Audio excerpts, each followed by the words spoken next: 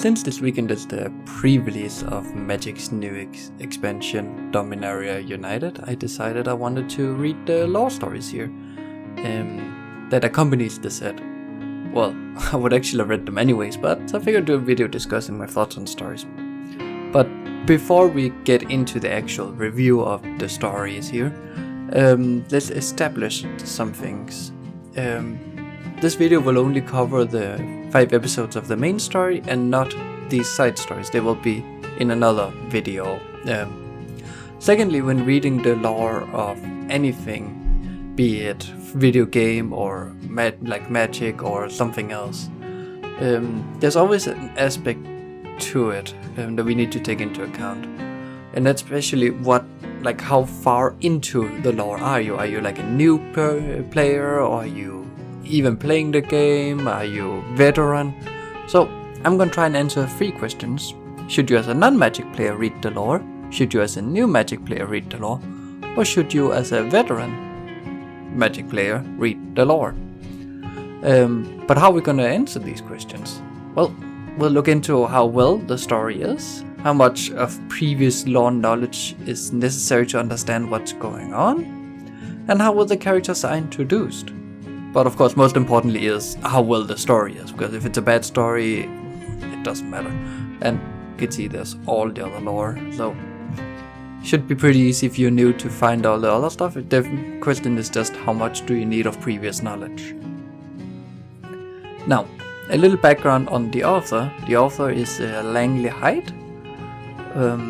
And as far as I can tell, it's the first story she's written for Magic the Gathering. Before that, she wrote Highfell Grimoire in 2014, and she's currently working as a story writer and narrative designer on an upcoming video game. And according to Goodreads, one of her hobbies does include wearing tiny hats. Make it of it as you want, I think that's pretty fun. Anyways, without further ado, here are my thoughts on episode 1 of the main story. So, something I didn't talk about in the introduction was the intended audience. When reading this, it's clear it is not meant for non-magic players. If you never played Magic or looked at the cards, you would have no idea what's going on. Hell, even a new player might not have an idea what's going on. There are some name drops and lore references that you need a solid understanding of either earlier lore or card types to get. There's a lot of the word Phyrexian, Caves of Koilos. There's a lot of names. Karn is of course the main character of the story, but he's not introduced other as being Karn. So, but is the story then any good? I think so. These are relatively short articles. It doesn't take too long to read this. But I feel like there's a decent amount of explanation on what is going on. And even though we aren't explained who the Phyrexians are or who Karn is, we still get enough to know who is who in relations, and we do get some of Karn's background and how he relates to the Phyrexians. You could also see the name drops like the plane of Argentum, the character of Ursa, etc., as a way of intriguing new players into reading more, but while also making sure that established older players are kept thinking, oh yeah, right, this is how things work, like a reminder. Because we now, from this one, know that Karn was created by Ursa, and then Karn created Argentum. That was then taken over by the Phyrexians. But the exact, events that happened, we don't know. But we can now look that up in books, YouTube videos, or older articles, or whatever. And then we will be clear on what's going on. So, the story itself is pretty good. It's only a setup, but we do get the feeling something big is going to happen, and we can only look on as Karn is trying to find a way to save the world. So far, I do think if you're new to Magic or an older player, you should read the lore. But if you aren't interested in Magic and you're just going to feel, well, if you're completely new or just, I'm gonna read the Magic lore for whatever reason, there's gonna be a lot of name drops that probably will confuse you. But I don't know, maybe in the next couple of episodes there will be explanations. Maybe not. There's no lack of action in this one here in this episode, which is called Sand in the Hourglass. I kinda love how nobody other than Ajani believes Khan, and even when they just kinda believed Khan, they still prioritize the peace negotiations. Kinda realistic that they don't believe the fractions have actually come. All the characters showing up it's a little overwhelming though. There are quite a lot of names, both new and old characters, just thrown at you. And if you're new to the lore, it's quite a lot of people to suddenly get to know. But if you know just a hint of the different characters, it should be fine. I would normally say height should slow down with the amount of characters, but she was writing under the assumption you know the basics of the different planeswalkers. At least it gives that feeling. And also limited space, because you can't make these articles too long, of course, because they're just articles. I like the overall mystery and skepticism the story has, since we don't know who Khan can trust. I mean, when even a Thrush can be a Phyrexian spy, who knows who then could also be. I think the action sequence at the meeting table where they get jumped by more spies is a great little action scene that still manages to show us that the enemy is everywhere, and we have no idea who to trust, which is also how this episode ends. So it's a great story, and I really like it. And I like the artwork in the episodes. I always loved that they took some of the cards artwork and added in to show like what scenes the art is supposed to predict. Oh yeah, not predict, show us at least. Anyway, moving on. Episode 2 is the Locked Tower. And I love this chapter. It's so interesting to see Khan trying to figure out who's a spy and who he can trust. And I think I'm not gonna say how he does it, but I think it's really, really smart. But I suppose we quite easily can find out who the villain is in the group, and I mean, it doesn't take much. I don't think you need any knowledge on what's going on or who the characters are to figure out who it is, and that's kinda sad in some ways. But we're still fun following Khan around trying to root out the Phyrexians while he was trying to find his allies.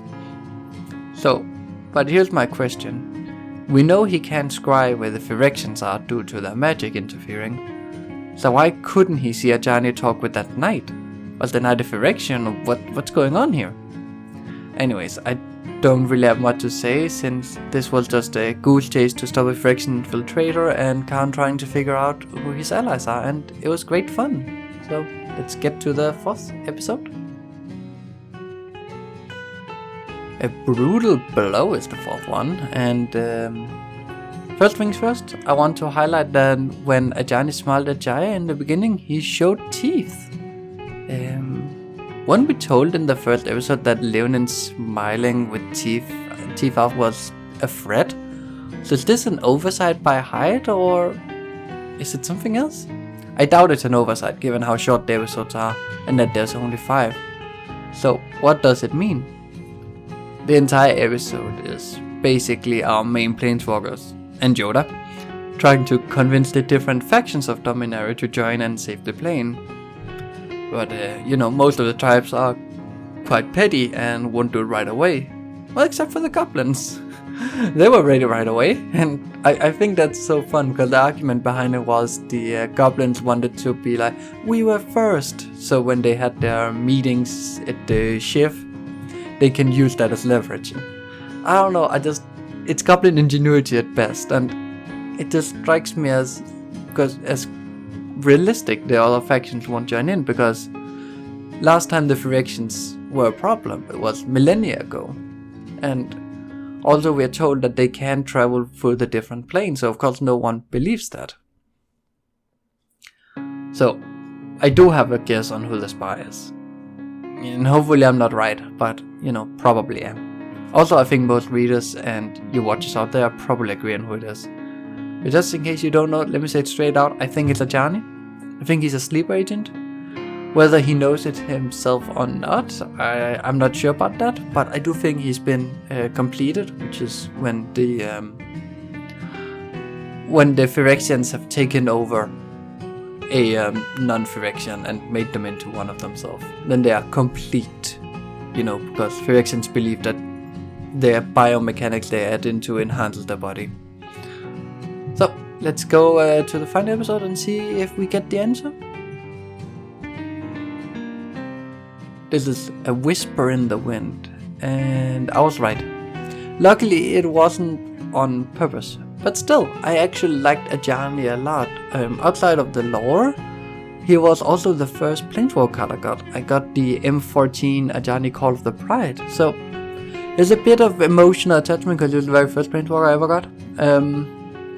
General, I do like Ajani as a character. I think he's very noble and he's just a fun guy. The entire plan to get Karn to Elish Norn was great, and it was wonderfully written. The entire battle itself was really funnily written.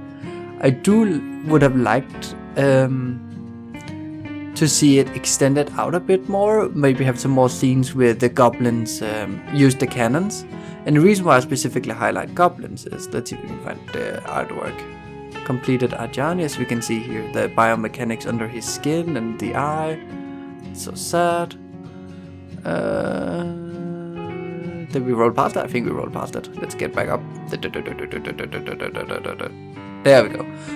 Because goblins in Magic has a tendency to really like things that go boom. So it could be fun seeing more of maybe the goblins being a little eager, but at the same time being really good at their job. Now, Jaya dying was really, really sad to me. Not in the same way as Karn, as I didn't have the same emotional attachment towards her as I do with Ajani. But I still feel like we lost a great character. She was fun and witty, and I just think the overall Magic the Gathering lore lost a great character here. But again, she's also one of the oldest Planeswalkers there are in the game, so, you know, maybe it's also halfway about time. So, other than that, the only thing I really want to comment on is the ending with Teferi. And that is